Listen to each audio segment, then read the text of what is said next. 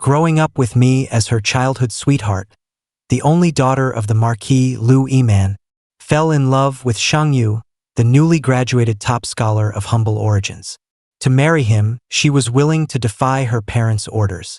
On the day of our engagement, she suddenly changed her mind, saying she didn't want to marry into our duke's family, and that she always saw me as a brother, nothing more.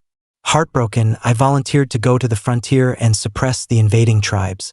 3 years later, I returned in triumph and learned that she had married Sheng Yu. But by then, my heart was already indifferent.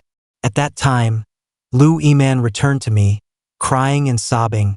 "NanFeng, I know I was wrong back then. I mistook a fish eye for a pearl. Now, if you just say the word, I'll go back and divorce Sheng Yu right away." Ding! Story Shots reminds you to click the subscribe button at the bottom right corner to read the full novel. Upon defeating the invading tribes and returning in triumph, it happened to coincide with my mother, the Duchess Ningguang's 45th birthday. The prominent officials and nobles of the capital city mostly came to celebrate her birthday, as everyone knew my mother, the Duchess Ningguang, was raised in the palace and favored by the Empress Dowager. And the news of my great victory at the border had reached the palace a few days earlier. When the emperor heard about it, he was immensely pleased. In the court, he praised me 3 times. So now the Gu family could be said to be at the pinnacle of glory. Even my usually stern father, the Duke, had a few more smiles on his face. That day, as my second brother Gu Huai and I were busy entertaining the guests, I saw someone I least expected, Liu YiMan. How does she still have the face to come here? Did she forget that 3 years ago, in disregard of the reputations of our 2 families, she suddenly changed her mind on our engagement day, and in front of everyone, cried and said, "I always considered Gu NanFeng as my brother, and have no romantic feelings for him. The one I truly love is someone else." At that time, I never dreamed that she would fall in love with someone else. Were the feelings we had over more than 10 years all just one-sided on my part? Our Duke's family and their Marquis' family only had a wall between us. The 2 families had been friendly for generations, and Liu YiMan and I were close in age, growing up as childhood sweethearts. Even though we avoided each other more as we grew older, I always believed our bond was unbreakable and irreplaceable. But I never expected her to change suddenly. It was like a bolt from the blue for me. "NanFeng, I was young then and didn't understand what it meant to like someone. Maybe I said or did some things that made you misunderstand, but I really didn't mean it." Liu YiMan's words completely erased our past relationship, as if it was just a joke. What a misunderstanding on my part. What a "you didn't mean it." But looking at her tearful face, I still held a last glimmer of hope and unwillingness, and asked her, "Then why did you give me the hand-woven love knot on my birthday last year? Don't you even know what the love knot symbolizes?" Instantly, Liu YiMan's face turned red. After stammering for a long time, she covered her face and sobbed. Seeing her like this, I took a deep breath, trying hard to control my surging anger, and said to her in a low voice, "From now on, we will part ways in marriage, having nothing to do with each other." After speaking, I ordered someone to bring the peace amulet she had given me, and I publicly cut it in half with a sword, throwing it to the ground. With things turning out like this, our 2 families naturally couldn't have the same unblemished relationship as before. Some even gossiped in the capital that our 2 families had become enemies. To get over my heartbreak quickly, I chose to lead troops to the frontier to quell the unrest voluntarily. Unexpectedly, this trip took 3 years.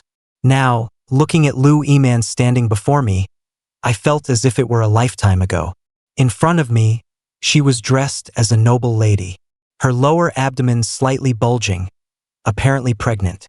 But strangely, there was not a hint of joy in her eyes, only a trace of sorrow. She was completely different from the cheerful, laughing girl in my memory. When our eyes met, she slightly curled her lips into a smile and nodded at me. I turned away as if not seeing her and asked Gu Huai, "Why is she here?" Gu Huai noticed my displeasure at Liu YiMan's appearance and lowered his voice, whispering in my ear, "I don't know either." Clearly, No one in our family invited her. I didn't expect her to come uninvited. Tisk. I've never seen such a shameless person. Liu YiMan also realized that we didn't welcome her. But she still approached me sincerely and said, "NanFeng, I'm glad you returned safely. Otherwise, I would never be able to forgive myself. Back then, it was my willfulness that caused you to go to the frontier in anger. Today, I shamelessly came here just to see you. Now that I see you unharmed, I can finally feel at ease." I furrowed my brows slightly, unsure of her sudden mention of past events and her intentions. After all, she never really admitted to any wrongdoing before. Seeing my indifference, she suddenly burst into tears. "NanFeng, after so long, are you still unable to let go?" I felt she was inexplicable. However, given the occasion, it wasn't proper to dismiss her directly, so I coldly said, "What are you saying? There was never any entanglement between us, so there's nothing to let go of." Liu YiMan was visibly stunned, seemingly not expecting such a response from me. At that moment, Gu Huai perceptively stepped in between us, preventing her from further harassing me. After my mother's birthday celebration, the guests started to leave one after another, yet Liu YiMan remained in a corner, hesitant to depart. Several times during the banquet, she tried to approach me, but with people constantly around me, she never had the chance. It wasn't until my mother noticed her persistence and discreetly called me over to whisper a few words that I understood why Liu YiMan had lowered herself so much. It turned out that last month, someone reported her father for embezzling disaster relief funds. Upon discovering this, the Marquis refused to admit any wrongdoing and publicly argued with the emperor in the main hall, enraging him. Now, the emperor thoroughly despised him. In 3 days, the entire family, except the married-out Liu YiMan, would be exiled to Ningguta. Liu YiMan had already sought help from everyone she could, but no one dared to plead with the emperor on the Marquis's behalf anymore. Desperate, she turned to my parents yesterday. Unfortunately, my parents' response was also, "We are powerless." I understood that my parents were not intentionally neglecting the Liu family, but the current emperor detested any political factions among his officials. If my parents rashly entered the palace to plead for Liu's family, it might make the emperor suspect us of collusion with them, worsening their situation. But Liu YiMan didn't believe my parents' explanation, thinking they were begrudging her for refusing the marriage proposal and were deliberately evading. So today, she specifically came to seek my forgiveness, hoping I would remember our past relationship and help her family escape this plight. Ha! She's really something. When in need, she comes to me. Otherwise, she couldn't care less. Finally, after all the guests had left, Liu YiMan seized the opportunity, walked quickly to me, and solemnly bowed before pleading with a choking voice. "NanFeng, I beg you, save my family." I immediately stepped aside, unwilling to accept her salute. "Mrs. Sheng, I just heard about the Marquis situation from my mother, but we truly are powerless." Liu YiMan was clearly taken aback when I addressed her as Mrs. Sheng. But what else should I call her? Did she expect me to still call her YiMan? "NanFeng, is it because of the past that you refuse to help?" Liu YiMan looked up at me with her tearful eyes, as if her tears were about to spill out the next moment. With a cold tone, I replied, "It's not as you think. Our families have no ties. If I pleaded for the Marquis now, it might raise the emperor's suspicion, thinking we're colluding, which would be more detrimental to the Marquis." I wasn't lying, just advising her to weigh the pros and cons and not defy the emperor's will. Who knew she still wouldn't believe me? She grabbed my sleeve, her voice trembling. "NanFeng, considering our years of growing up together, please help me and my family. Actually, I regretted not choosing to marry you long ago. Now, as long as you help me, I'll do anything you want." "Stop, Mrs. Sheng. Please mind your words." I quickly stepped back, widening the gap between us. The bit of hope in her eyes instantly vanished with my refusal. "Mrs. Sheng, it's getting late. You should return to your residence." With that, I made a gesture inviting her to leave. As a noble lady and the Prime Minister's wife, She had no choice but to leave without further fuss after hearing this. However, just as she stepped out, Sheng Yu immediately approached. "I knew you'd come here to plead with your childhood sweetheart. Did he agree to help?" Liu YiMan only responded with a silent shake of her head. But Sheng Yu's blatant disdain towards Liu YiMan shocked me. Yet Liu YiMan seemed accustomed to it, showing no displeasure despite his attitude, just a look of numbness. It was truly peculiar. Married for only 3 years, how could Liu YiMan's personality change so much? It wasn't until that night when Gu Huai came to me and talked about Liu YiMan's circumstances over the past few years that I understood why she had changed so much post-marriage. Liu YiMan had been living a tumultuous life since her marriage. Her village woman mother-in-law had always lived with them and was rumored to be a troublemaker. Every day she would throw her weight around the household, and whenever something didn't go her way, she would either hit the maids or scold the steward, leaving the Sheng residence in constant turmoil. Liu YiMan had initially thought of buying a new house for her mother-in-law, so she could live separately. But Sheng Yu was extremely devoted to filial piety and feared people would say he had climbed up the social ladder and forgotten his roots, so he adamantly refused to live apart from his mother. He even went out of his way to say that it was Liu YiMan who was arrogant and disrespectful towards her mother-in-law. Using this excuse, he took in 2 concubines, and he called it a man having 3 wives and 4 concubines. This is something that's always been part of elegance and culture. I never thought after marrying Sheng Yu, Liu YiMan would have such a life. No wonder she cried today, saying she regretted it. Brother, Liu YiMan's life is truly miserable now. Shouldn't we help her? When I heard Gu Huai say he wanted to help her, I instantly frowned and said, "She is now Mrs. Sheng. It's not your place to feel sorry for her." Gu Huai didn't expect me to get angry, and stood there stunned for a while before quietly saying, "Understood." The reason I admonished him was because Liu YiMan was now married, and any entanglement with Gu Huai could harm her reputation, bringing her more trouble. Moreover, the path was chosen by Liu YiMan herself, and regardless of how difficult it is, she should walk through it on her own. Just 2 days after Mother's birthday banquet, major trouble erupted at the Sheng household. The emperor had not yet forgiven Liu YiMan's father. Nevertheless, Sheng Yu failed to see the situation clearly and knelt in the great hall, begging for mercy on behalf of the Liu family, trying to highlight his filial piety. Unexpectedly, the emperor merely snorted coldly and immediately ordered his dismissal from his position as Assistant Minister of Revenue, demoting him to a small county magistrate in the southern region. When Sheng Yu heard this, he was so scared that he collapsed to the ground and did not dare speak again. Upon returning home, it's said that he vented all his frustration on Liu YiMan, blaming her for instigating him to plead with the emperor, which led to his demotion. In his rage, Sheng Yu pushed Liu YiMan hard, and in her daze, she lost her balance and hit her belly against the edge of a table. And just like that, the 4-month-old fetus in her belly was forcefully knocked out. Rumors spread like wildfire in the capital, saying Sheng Yu did it on purpose, not wanting the child of a criminal's daughter, and he might even be thinking of divorcing her now.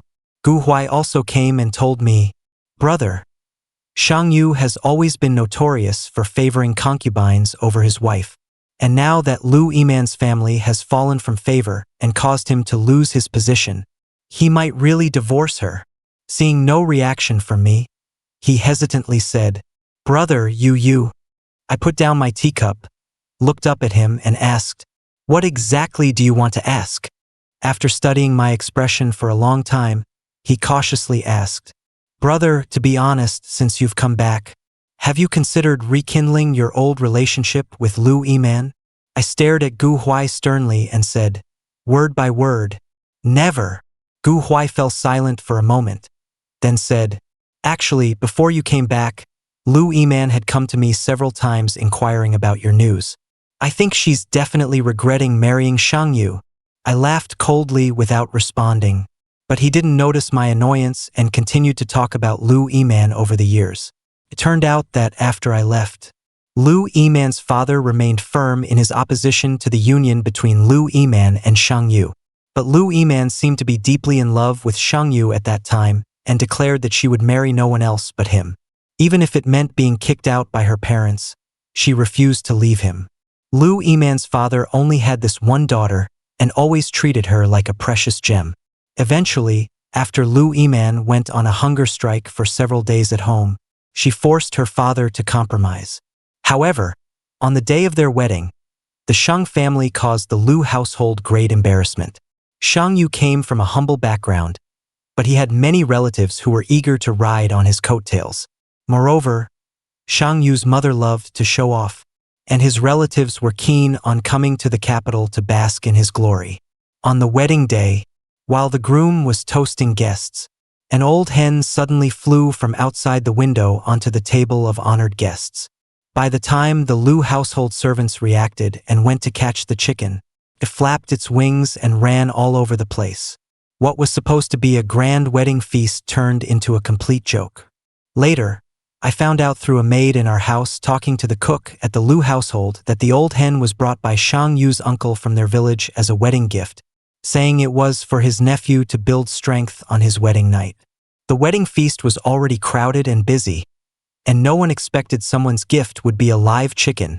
Unexpectedly, Sheng Yu's uncle only took his eyes off the hen for a short while, and it managed to escape from the sack. It caused a huge commotion.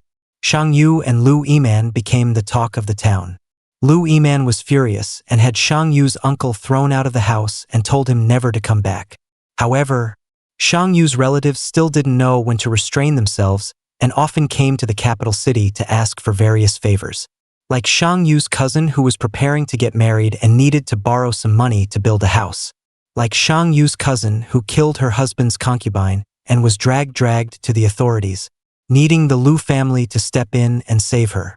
Like a member of the Sheng family wanting to come to the capital city to find a job that could support them. Hearing all this, I felt nothing but irony.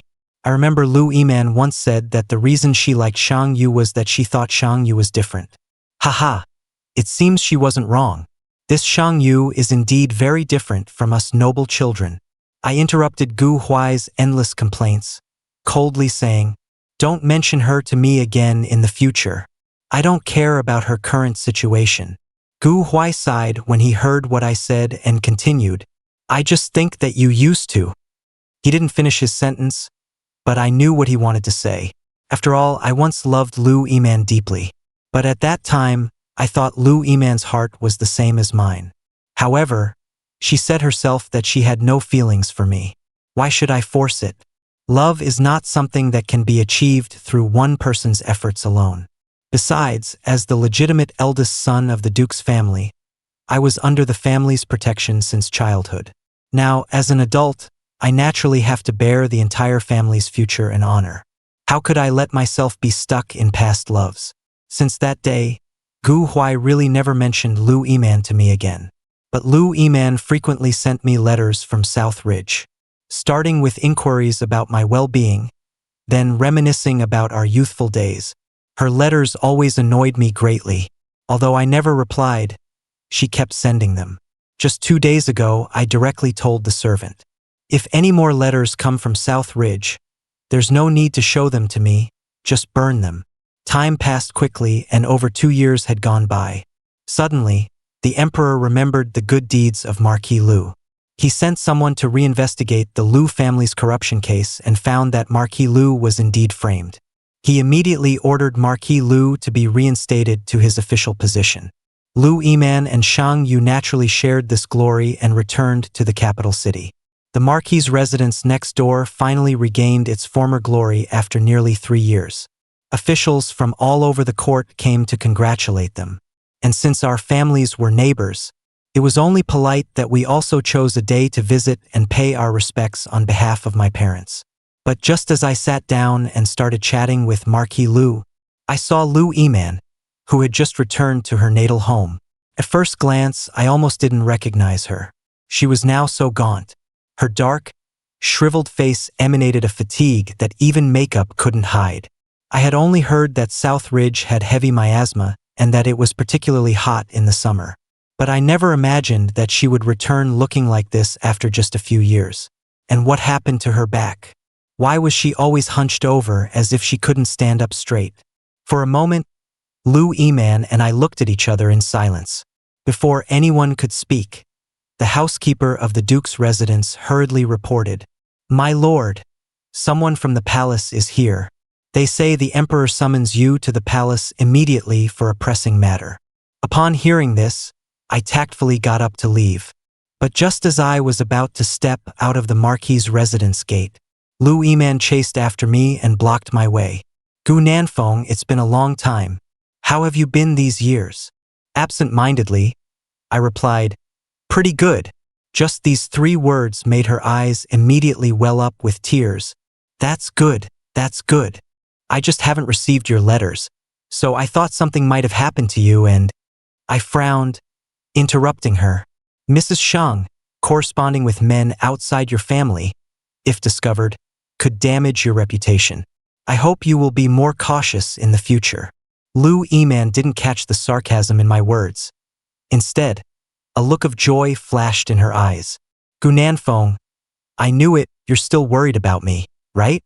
I was speechless, tempted to ask her, "Did you get some kind of madness in South Ridge?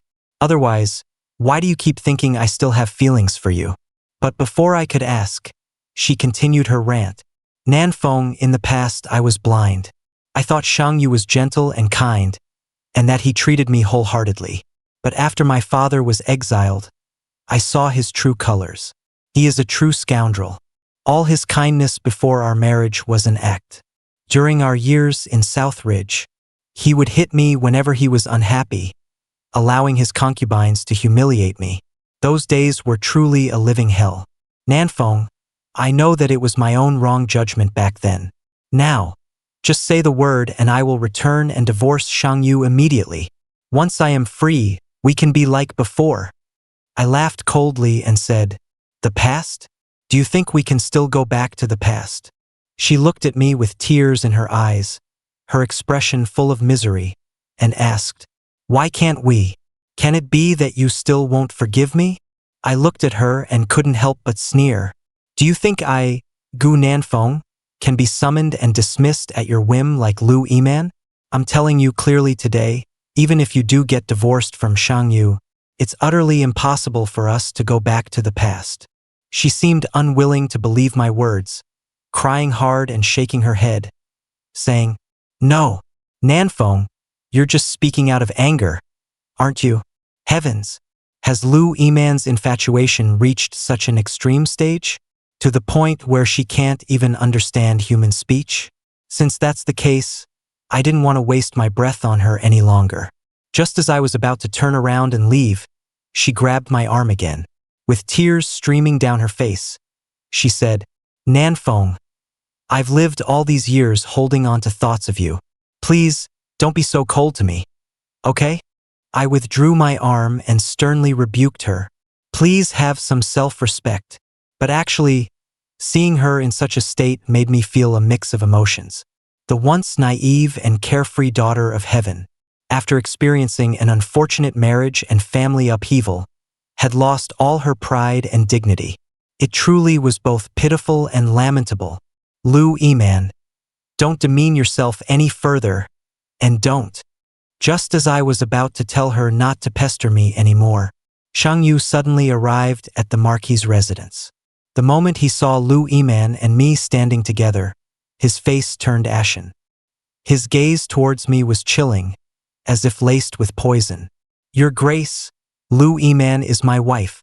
Meeting in private like this is hardly appropriate, is it?"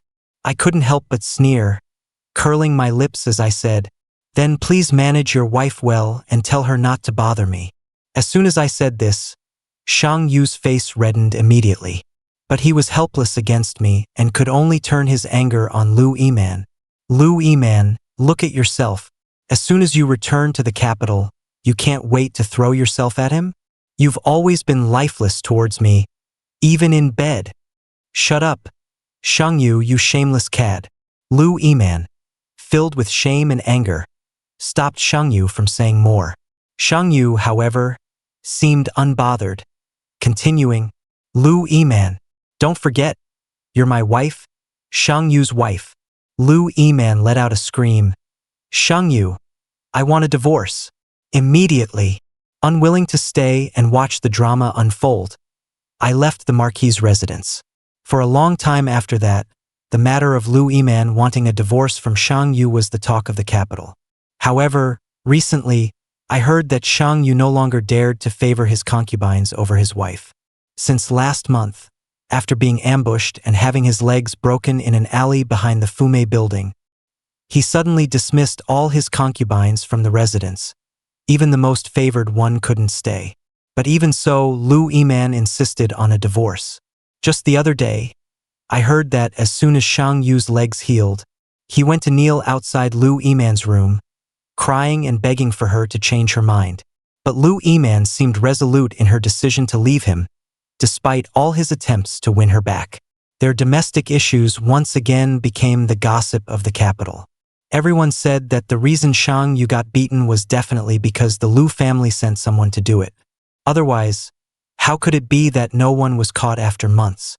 Clearly, Marquis Liu was sending a message to his son-in-law who favored concubines over his wife. Seasons changed, and another New Year's Lantern Festival came around. But just as the whole country was celebrating, unrest broke out on the frontier once again. I had no time to listen to my colleagues' idle chatter and began day and night training, always ready to head to the battlefield. So I lost track of what happened between them. Until one day, when my father and I returned to our residence after court, we unexpectedly ran into the long-unseen Marchioness at the entrance. Upon seeing me, she suddenly started to cry, but she said nothing and left hurriedly. My father and I exchanged puzzled glances. That night, my mother specifically came to my study, her expression complex as she asked me, "NanFeng, do you truly have no feelings left for YiMan?" I didn't know why my mother suddenly asked this, but I still answered her honestly. The things between YiMan and me, I have long since let go. I wonder why mother is asking this?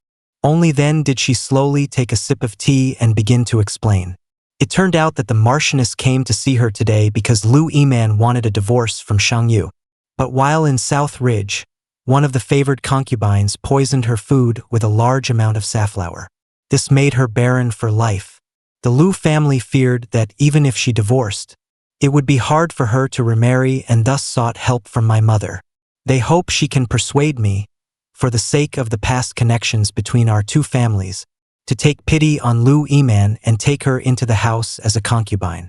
After hearing my mother out, I was so amused that I was angry. Mother, just tell Marchioness that even if Liu YiMan is now willing to be a concubine, NanFeng will never accept her. Seeing my firm attitude, my mother let out a sigh of relief. That's good, that's good. Actually, your father and I never wanted you to take her as a concubine. We were just afraid you still.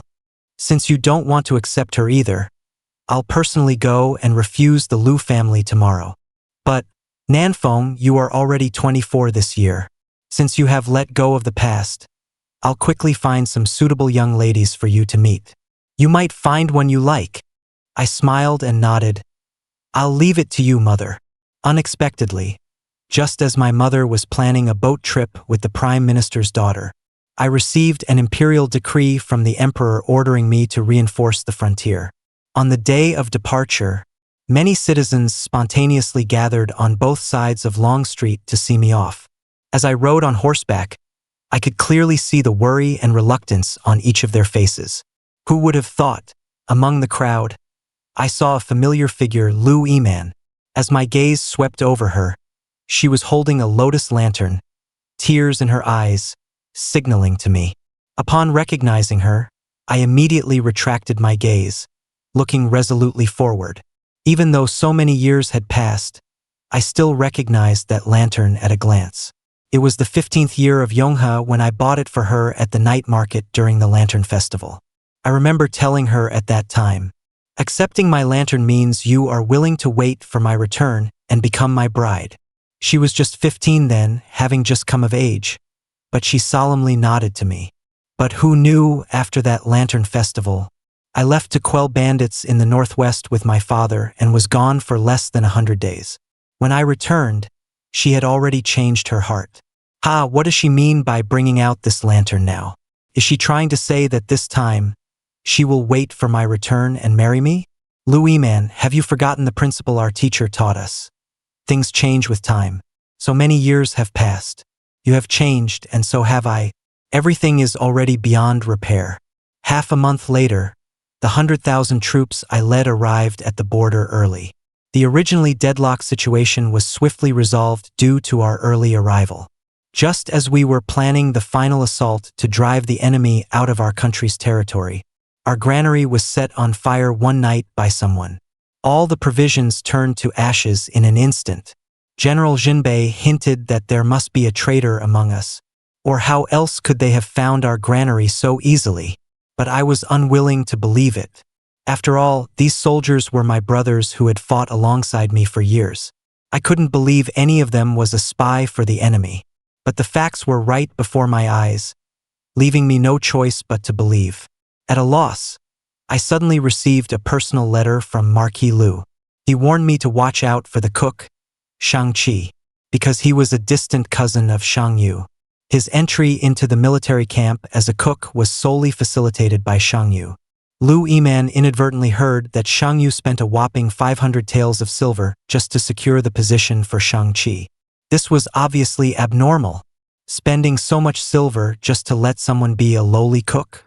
After reading the letter, I immediately understood and turned to my lieutenant. Bring the cook Sheng Yu to me immediately. But the lieutenant searched for a long time and came back to report. Sheng Yu is nowhere to be found. Furious, I shouted, "Damn it!" For the next month, we endured brutal combats with the enemy while desperately awaiting the court's provisions. The soldiers, weakened by hunger, grew more demoralized day by day. A couple of days ago, some even began chewing on tree bark and wild grass to stave off hunger. If this dragged on for 2 or 3 more days, our defeat would be inevitable. Great news! The provisions have arrived. We no longer have to fight on an empty stomach. The cheers outside the tent were continuous. I stepped outside to see Marquis Liu personally escorting the provisions. Upon seeing me, Marquis Liu dismounted and said, "NanFeng, I hope I'm not too late?" Excitedly, I replied, "You came just in time, Marquis. This will relieve our army's urgent needs." Marquis Liu laughed. "That's good. That's good." Then we entered the tent together. He told me that Shang Yu's cousin was captured by his men when he fled back to the capital. Now, both Shang Yu and his cousin are held in prison, awaiting execution after autumn. Upon hearing this, I clapped my hands and exclaimed, "Great! They truly deserve it." For those who harm their comrades, not being sliced to death is already a mercy from the emperor. At that moment, outside the tent, someone was sneakily peeking in. Just as I was about to grab him for questioning, Marquis Liu stopped me. "That's my personal attendant, you can rest assured." Hearing what Marquis Liu said, I finally relaxed my tense nerves. After the incident with Shang Yu setting fire, I would rather wrongfully arrest many than let one go. Later, Marquis Liu and I talked until late into the night before we finally stopped. After settling him in and returning to my own tent, I heard someone shouting outside, "The provisions are on fire. Everyone, hurry to put out the fire." Meanwhile, a masked man in black appeared in my tent, attacking me with a sword. Everyone outside had gone to put out the fire, and no one noticed that an assassin was attacking me. After several exchanges, we were evenly matched. But soon, due to not having eaten for days, I was at a disadvantage. Just when I was about to lose my strength and struggle to stay on my feet, the man thrust his sword straight at my heart. In this critical moment, someone rushed in frantically, standing in front of me. How could it be her, Liu YiMan? But I couldn't think about why she was here. I quickly grabbed the spear not far away and hurled it at the man in black. As expected, it hit his throat accurately. He let out a whimper and fell dead. I finally breathed a sigh of relief, staggered to Liu YiMan's side, and tried to carry her to find a doctor. But somehow I couldn't lift her. Feeling something was wrong, I looked around and found an eerie incense burning in the tent. It seemed that my weakness was not due to days of hunger but because of this strange incense. Help! Desperately, I shouted towards outside. But everyone had gone to put out the fire, and no one heard my call for help. Helplessly, I tried to press Liu YiMan's chest wound to stop the bleeding. "NanFeng, I'm so cold. Can you hold me like you used to?" I was startled and knew something was wrong. She was so cold, clearly from excessive blood loss. Seeing I didn't refuse her request, she struggled to nestle into my arms. "NanFeng, I have gotten the separation letter from Sheng Yu, so I begged my father to bring me here to find you." Seeing her bleeding more and more, I softly interrupted her. "YiMan, don't talk about this now. Save your strength or you." My throat seemed choked by something, and I couldn't continue. But she didn't care and looked at me with a faint smile. "NanFeng, to die in your arms makes me happy." She raised her hands slowly, trying to touch my cheek. "NanFeng, my greatest regret in life is not marrying you back then." But before I could say anything, her hand, which hadn't yet touched my cheek, fell down suddenly. Only then did I realize her blood had soaked through her entire garment. "Help!" I shouted desperately outside while trying to hold her up. But ultimately, it was no use. It wasn't until the fire was completely extinguished and the adjutant came to report minimal losses that we were found. But by then, Liu YiMan had already lost too much blood to be saved. Looking at her face, now turned ashen, memories of our time together resurfaced in my mind like a lantern slideshow. Instantly, I felt my eyes swell with tears. When I touched my face, I found it was already covered in tears. "YiMan, in this lifetime, you married the wrong person and ended with regret. If there is an afterlife, I hope you meet a good man and live a happy, worry-free life." Time flows and years pass in haste. 5 years have passed since the great victory at the border. Back then, it was because Marquis Liu brought provisions in time that the soldiers quickly regained their morale. Within a month, we recovered all the lost territories. Unfortunately, due to the grief of losing his daughter, Liu Marquis fell ill on the return journey and passed away before he could make it back to the capital. Marquis Liu, who received the shocking news, fainted from the blow. The emperor specially sent the imperial doctor to treat her, barely saving her life. However, the ordeal left her frail, bedridden for years. It wasn't until last year, when she adopted a lively 3-year-old child from a relative, that her health began to improve. And it was also last year that I married a young lady 10 years younger than me. Her name is Fu Rongshui, the legitimate eldest daughter of General Fu Mobei, who guards the northern frontier. 5 years ago, during the war, her father and I became close friends despite the age gap. Since then, I often visited his residence. Naturally, I met Rongshui several times. In our conversations, I found her, the eldest daughter of her family, to be dignified, knowledgeable, and well-versed in military tactics. Gradually, I was attracted to her. Fortunately, she was also interested in me. Thus, with matching social status and mutual interests, we naturally and smoothly got married. Since the wedding, I have never regretted marrying her for a single day. Because we already knew and trusted each other well. As husband and wife, our affection has only grown deeper through mutual support and understanding. This sense of security means far more to me now than the fleeting emotions of my youth. In our noble families, many marriages are just formalities with no real affection. But how fortunate I am to have found a wife who is both emotionally and intellectually compatible with me. Therefore, on our wedding day, I made a vow. NanFeng will never be disloyal in this life. I only wish to hold hands with one person for a lifetime.